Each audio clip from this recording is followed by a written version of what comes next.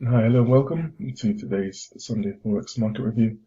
It's coming from Phoenix. The date is Sunday, the 7th of May, and we'll begin by going through what we looked at last week, and then have a look at some of the opportunities for this week.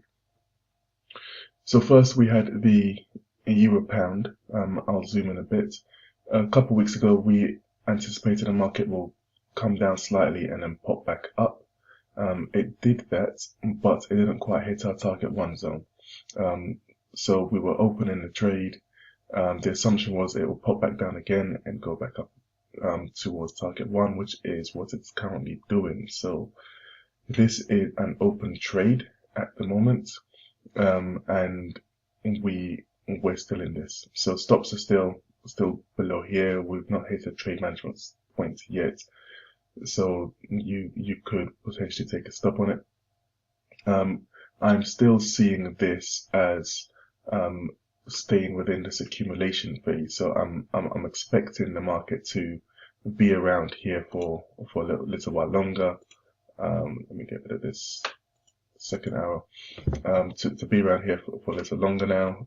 Week 3, another retest of these lows before it pops back up towards target 1. So we just need it to actually touch target 1 before we can start managing trades and remove all risk. But yeah, I currently see this as a little bit more downside before popping back up on Euro Pound.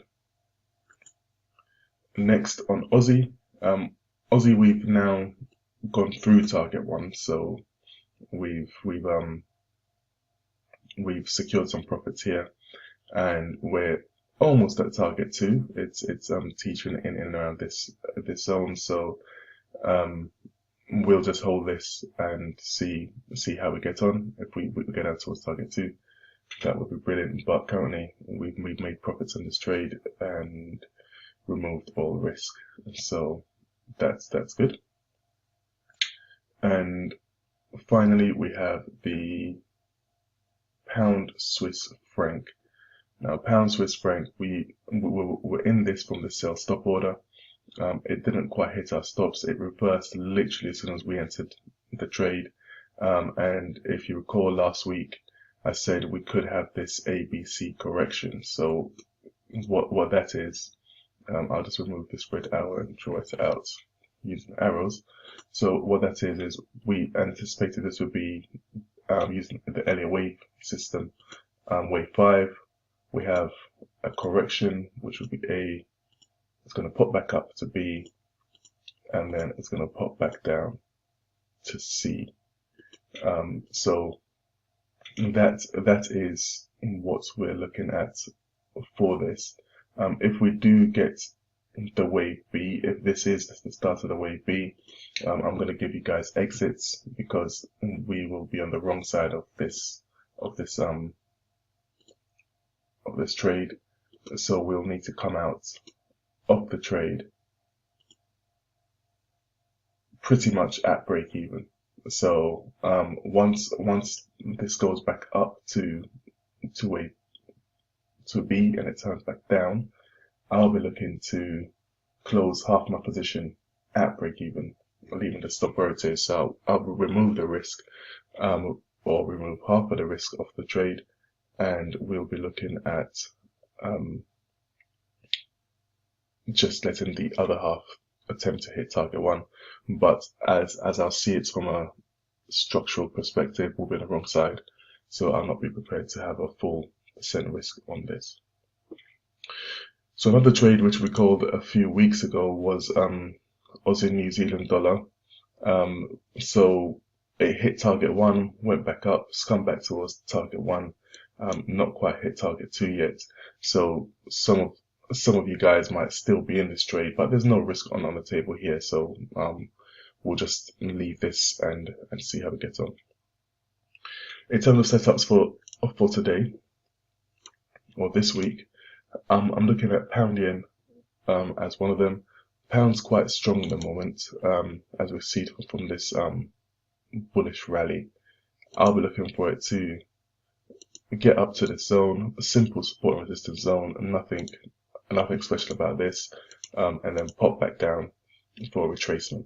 All this money being made, people are going to start liquidating some positions and taking profits. The assumption would be in and around the sort of support zone or the resistance zone. So I would expect that to pop back down a bit, at least towards target one.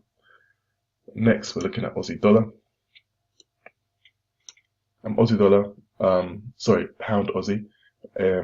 Once again, the same thing. Pound's been strong, had this massive bullish surge.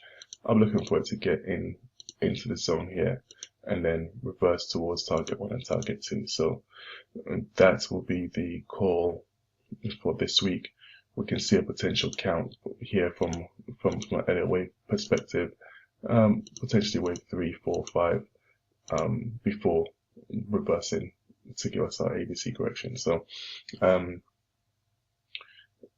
that is going to be pound Aussie. And the final chart I was looking at is this dollar yen. So dollar yen, we called a few weeks ago, we took a stop on this trade. So we called it to go bullish about 4 weeks ago.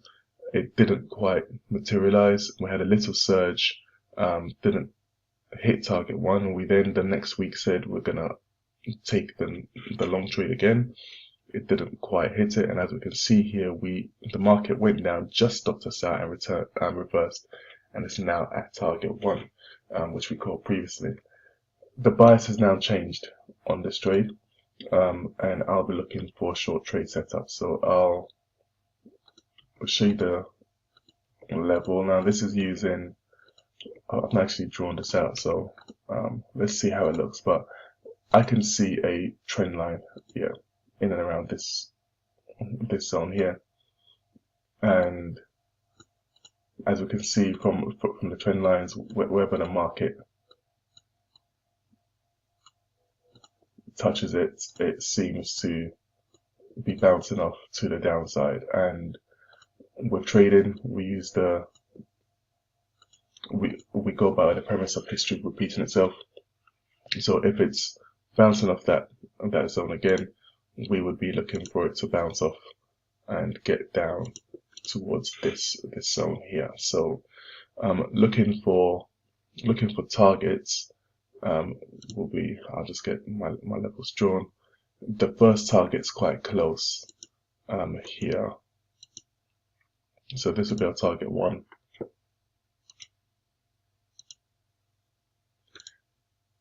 And the second target would be down here, so that would be our target two.